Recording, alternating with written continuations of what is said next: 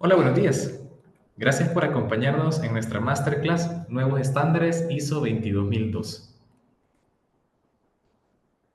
Antes de iniciar, me permito presentarme como su facilitador en esta Masterclass. Mi nombre es Gustavo Machuca. Tengo experiencia en el área de calidad, inocuidad, mejora continua y operaciones, con más de 13 años desempeñándome en puestos gerenciales en calidad, inocuidad y operaciones en multinacionales como Kimberly-Clark, Unilever, Hanesbrand, CMI y Subway. Además de la experiencia práctica, también soy facilitador y consultor de sistemas de calidad e inocuidad en causa y solución y docente y asesor de maestría en las principales universidades del país. En cuanto a mi formación, soy ingeniero industrial de profesión con una maestría en gestión de la calidad y una maestría en gestión de marketing, así como un posgrado en gestión de proyectos PMI.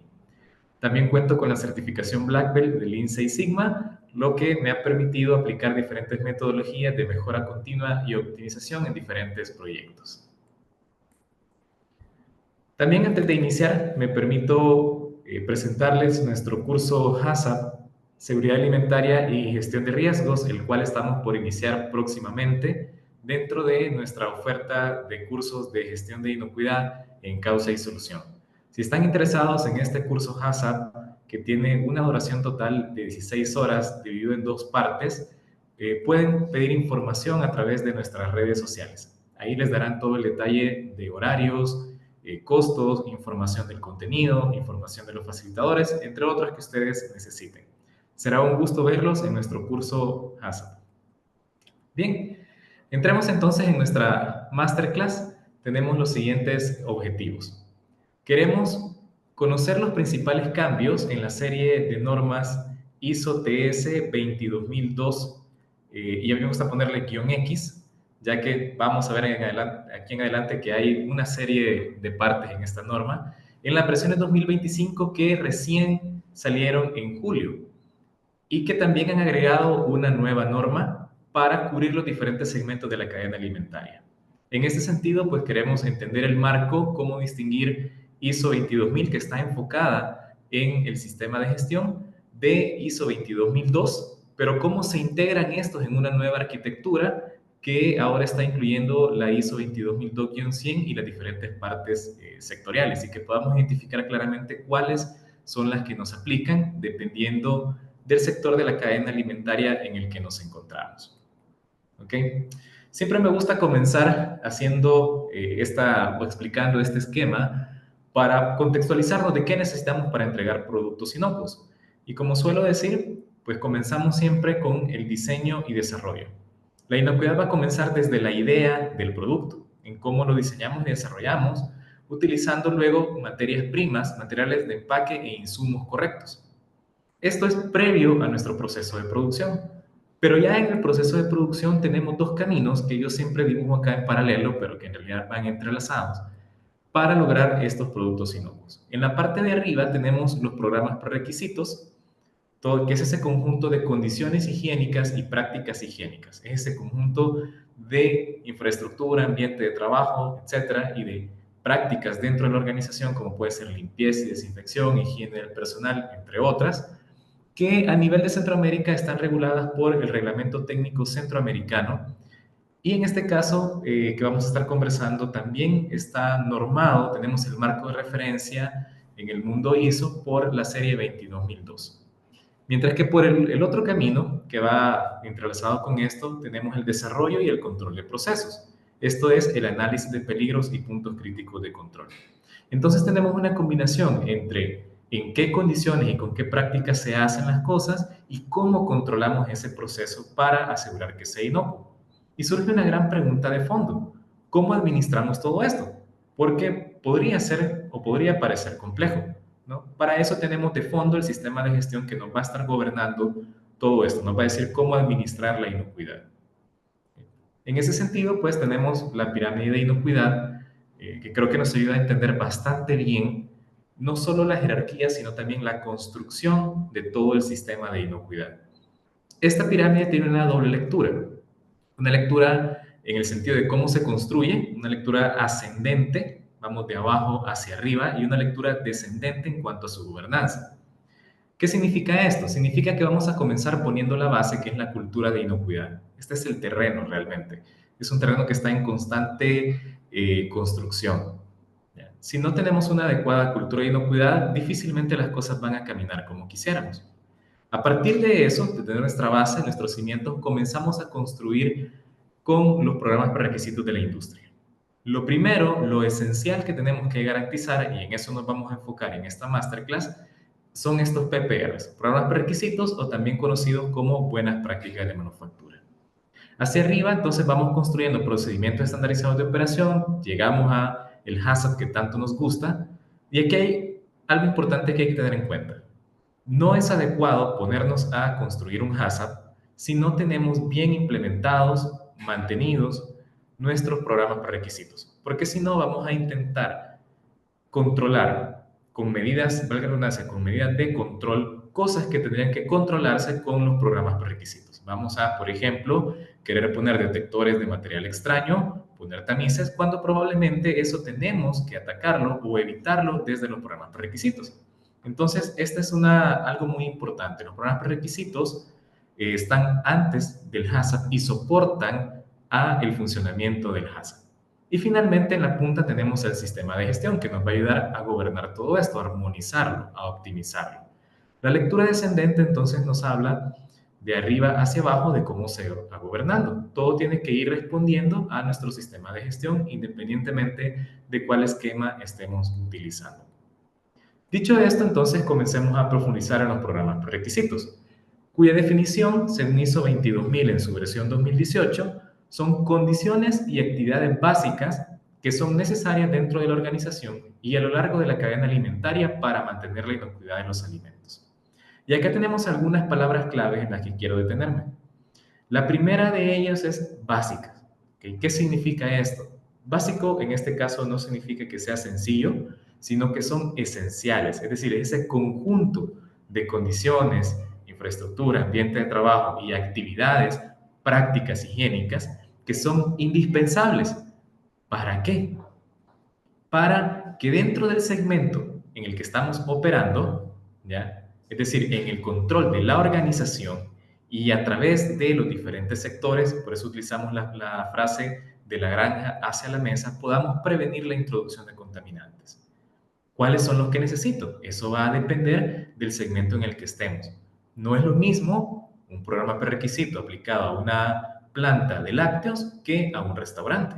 Entonces, acá destaco algunas palabras claves para entender mejor este concepto. Algo importante, y aquí ya comenzamos con el segundo objetivo, es no debemos confundir ISO 22000 con ISO 22002. ISO 22000 se encarga del sistema de gestión de inocuidad alimentaria. ¿Esto qué es? Es cómo administramos la inocuidad dentro de la organización. Mientras que ISO PLECA TS 22002 es una serie de estándares técnicos, por eso el TS, ¿ya? Que se enfoca en los programas prerequisitos. Es un conjunto de normas técnicas. Entonces, por un lado tenemos el sistema de gestión y por otro lado, cómo cumplir de forma técnica lo que nos pide el sistema de gestión en cuanto a los programas prerequisitos. Ambas van de la mano, son complementarias. No se pueden separar, no funcionan una sin la otra en realidad. Y los esquemas que están basados en ISO 22000, como por ejemplo FSSC 22000, precisamente lo que hacen es conjuntar 22 en la parte de sistema de gestión y 22002 en la parte de programas requisitos, además de otros requisitos adicionales propios del esquema. ¿Ok? Hablamos de que tenemos un nuevo enfoque en el 2025. Hay una serie de normas que ha cambiado y hay algo interesante, hay una nueva arquitectura. Se crea la norma ISO 22002-100, que es la base común para todos los programas prerequisitos en todos los sectores de la cadena alimentaria. Es decir, esta aplica por igual tanto si estoy en una planta de fabricación, en un restaurante, si estamos en una distribuidora e inclusive si estamos en servicios de catering o ahora también en la parte de retail. Entonces tenemos esa base común que armoniza bastante bien los programas prerequisitos para todos los sectores. Junto con esa base común se suman los requisitos sectoriales, que son las otras partes. Ya vamos a ver que tenemos 22002-1, 2, 3, 4, 5, 6, 7, ¿no? Esos requisitos sectoriales ya son programas prerequisitos específicos o profundizados a partir de la base común de 22.002-100 para cada sector de la cadena. Y eso es lo que forma entonces la serie 22.002. Esto ayuda bastante porque reduce duplicidades, aclara mejor responsabilidades, nos da una preparación mejor para auditorías y esquemas y yo diría que facilita mucho la comunicación entre los diferentes sectores porque tenemos una base común de programas prerequisitos más los específicos de cada sector. Entonces, atendiendo a esto y a la definición del programa prerequisito que veíamos anteriormente, ¿cuáles son entonces los programas prerequisitos que necesito? ¿Ya? Estos dependen del sector en el que estamos operando. Y acá tenemos la arquitectura que ahora nos presenta la serie ISO 22002. Tenemos una base común, que es la norma 22002-100, y a partir de esta tenemos los diferentes programas prerequisitos según el segmento de la cadena alimentaria en el que estamos participando. Así tenemos parte 1 para manufactura, parte 2 para catering, parte 3 para agricultura, parte 4 para empaques, parte 5 para logística, 6 fabricación de piensos y alimentos para animales y la parte 7 para retail. Son los 7 sectores en los que ISO divide la cadena alimentaria. Entonces, resumiendo esto, es una base común para todos, para que hablemos el mismo idioma, más armonizado, y también requisitos específicos o más profundos según el sector en el que estemos. Importante detenernos un momento en qué es ISO 22002-100, que es una de las grandes dos novedades de todos estos cambios en las versiones. Es una norma nueva que no existía anteriormente y es la gran novedad junto con 22002-7. Esta norma lo que está haciendo es especificar requisitos comunes en toda la cadena.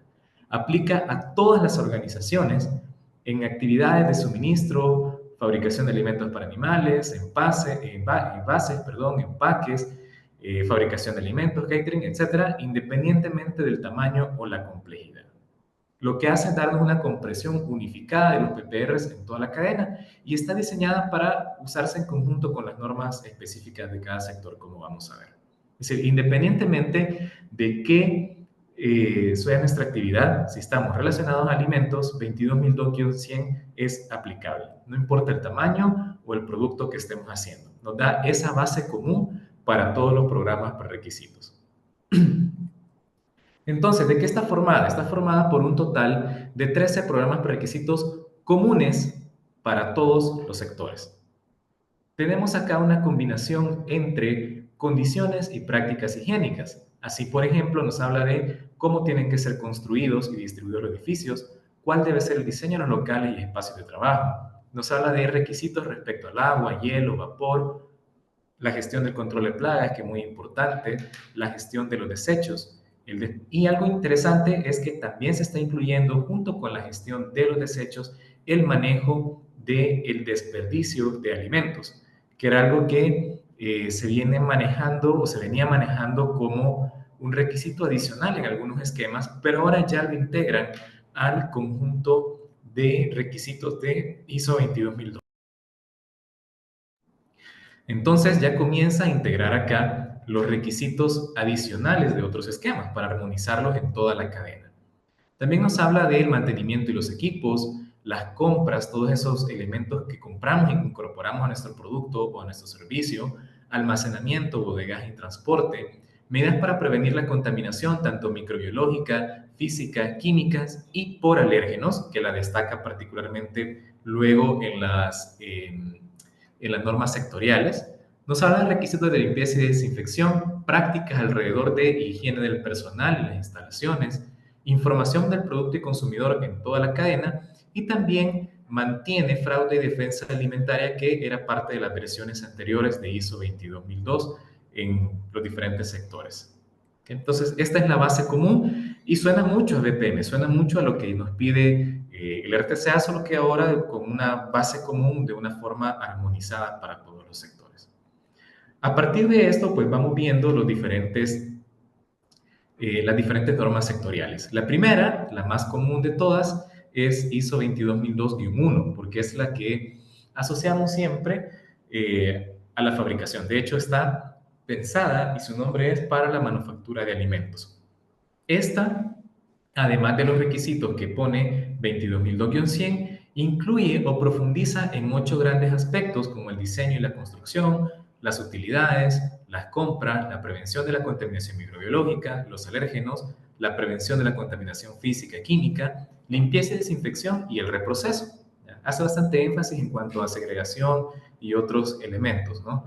Y también alinea bastante bien la gestión de alérgenos con fraude y defensa de los alimentos. Entonces, esta es la que está pensada para cualquier instalación de manufactura de alimentos, no importa qué tipo de producto sea el que estemos fabricando. Si es fabricación, entonces aplicamos 22002-1, ahora en su versión 2025.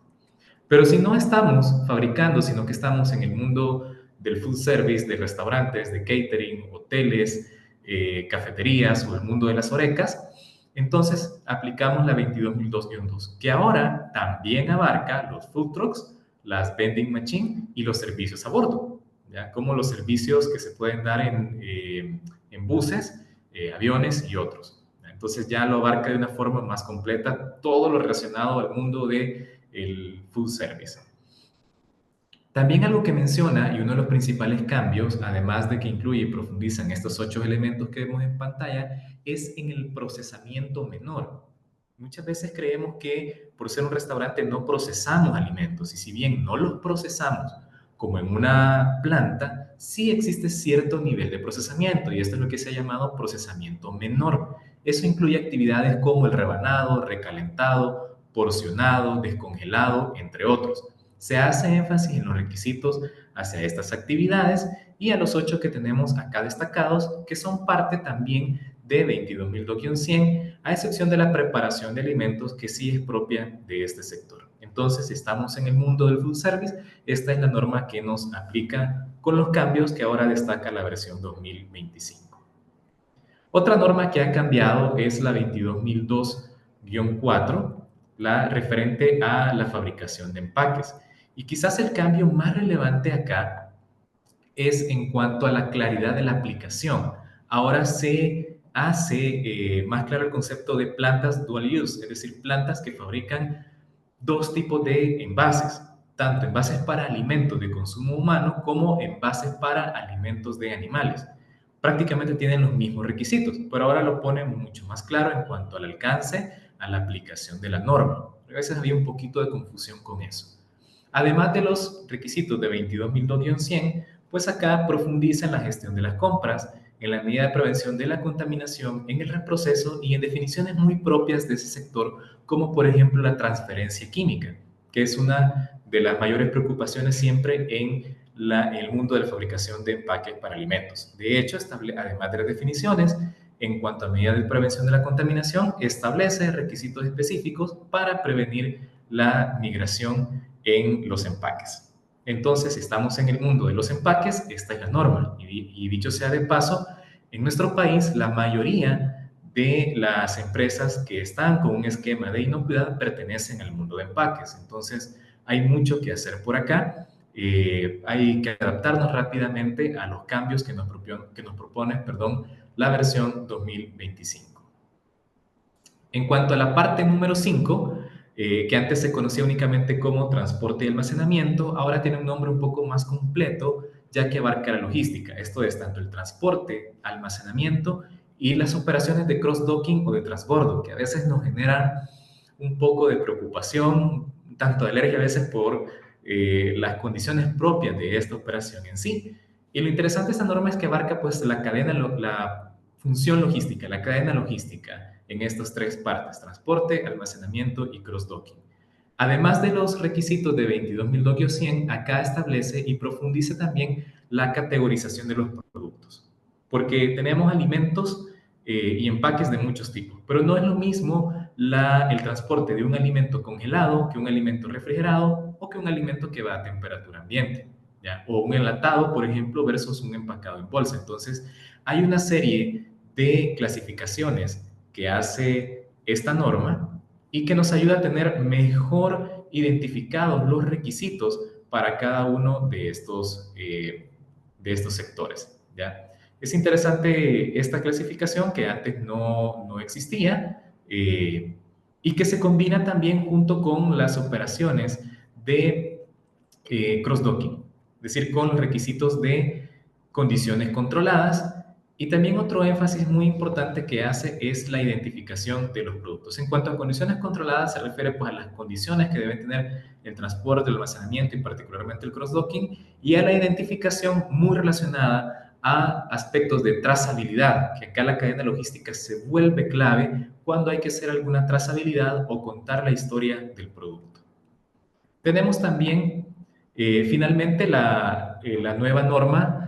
Otra de las grandes novedades en estos cambios en las versiones 2025 es es la parte 7, la que aplica al retail y mayoristas. Esta no existía anteriormente y la referencia que se tomó, o que tomó ISO, mejor dicho, para construirla es PAS 221 en su versión 2013. Esta está diseñada para ese eslabón clave que muchas veces es el más visible porque es con el que tenemos contacto, por ejemplo, en una distribuidora, en un supermercado, ¿no?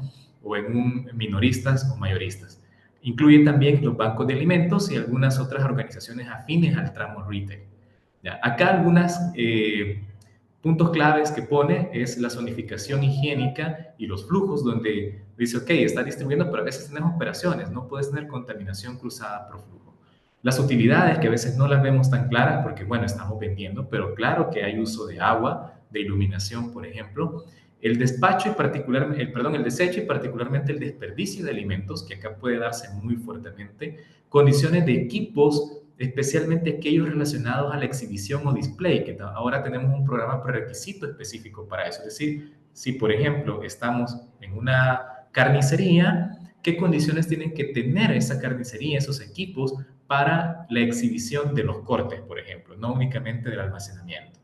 También todo lo relacionado a proveedores y recepción, prevención de la contaminación en sus 4 componentes que ya he mencionado: microbiológico, físico, químico, sin dejar de lado los alérgenos, y muy importante, de forma similar a como lo mencionaba en la parte 5 de logística, la identificación y trazabilidad. Y acá se vuelve esencial ante cualquier evento que pudiera comprometer la inocuidad de los alimentos. Con todos estos cambios, entonces surge una gran pregunta. ¿Qué tenemos que hacer para implementar si aún no tengo estas normas? Por ejemplo, si estoy en el mundo del retail, pero aún no tengo implementada. ¿Y qué tengo que hacer para transicionar si ya estoy en cualquiera de los otros sectores, ¿verdad? Y necesito tanto implementar 22002-100 como transicionar a esta nueva versión del sector que me aplique. Lo primero es la formación. Comenzamos por capacitar, es decir, comprender los cambios y los requisitos adicionales, los requisitos nuevos, mejor dicho. Formarnos y entender es esencial. Y acá una recomendación es hacer un mapa de requisitos.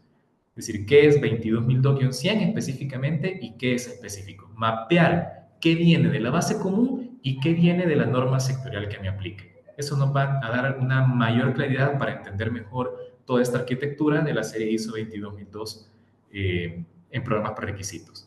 A partir de esa comprensión y de tenerlo claro, vamos a diagnosticar. La recomendación es hacer checklist de cada programa prerequisito, que para poder determinar qué estoy cumpliendo y qué no. Esto lo hacemos a través de una auditoría inicial con la cual el propósito es ese: diagnosticar y responder a la pregunta ¿qué cumplimos y qué nos falta?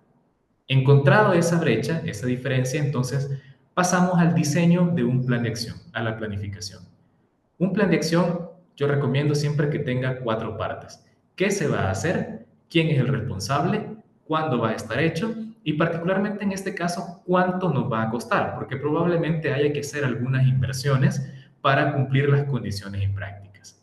Diseñamos ese plan, obtenemos las aprobaciones, entonces vamos a la ejecución, donde el truco está en la excelencia, en ejecutar tal cual dijimos en nuestro plan. Y este plan tiene que tener revisión periódica del avance. Probablemente no sea algo que podemos hacer en un mes, sino que sea un plan pues un poco más largo, 6, 9 meses, un año probablemente, dependiendo de nuestras condiciones. Entonces se puede ir haciendo una revisión periódica. Y esta revisión debe venir acompañada con una verificación, con auditorías de seguimiento que nos vayan diciendo no solamente cuánto avanzamos en el plan, sino especialmente si esta ejecución ha dado los resultados esperados, que al final es lo más importante. Esto debería llevarnos entonces a hacer un ajuste del plan, rediseñar el plan si es necesario, ajustar fechas, ajustar alcance, ajustar inversiones, etcétera, y cerrar así nuestro planificar, hacer, verificar, actuar, es decir, el PHVA de la implementación o transición de la serie ISO TS 22002. Bien, pues ese es el contenido que tenía para compartir con ustedes en cuanto a los cambios. Recuerden que podemos profundizar todo esto en nuestros cursos. Particularmente estamos invitándolos a participar en nuestro curso HACCP, Seguridad Alimentaria y Gestión de Riesgos, con una duración total de 16 horas, donde abarcamos desde los conceptos básicos del HACCP, identificamos peligros, pasando por toda la metodología dividida en dos grandes bloques. Dividida primero en toda la serie de pasos preliminares y luego la aplicación de los principios HACCP, ¿verdad? Estamos incorporando herramientas de inteligencia artificial que nos permiten optimizar nuestro análisis, ser más rápidos y tener un HACCP mucho más avanzado y mucho más preciso. No duden en pedir información en cualquiera de nuestras redes sociales, que con gusto nuestro equipo de mercadeo atenderá cualquiera de sus dudas respecto a fecha, costo, facilitadores, contenidos y otras que ustedes puedan tener. Será un gusto que nos acompañen en nuestro curso HACCP. Muchísimas gracias por habernos acompañado en esta masterclass. Espero que haya sido de mucha valía, de mucha información útil para todos ustedes. Nos vemos a la próxima en cualquiera de nuestras masterclass en Causa y Solución. Que estén muy bien.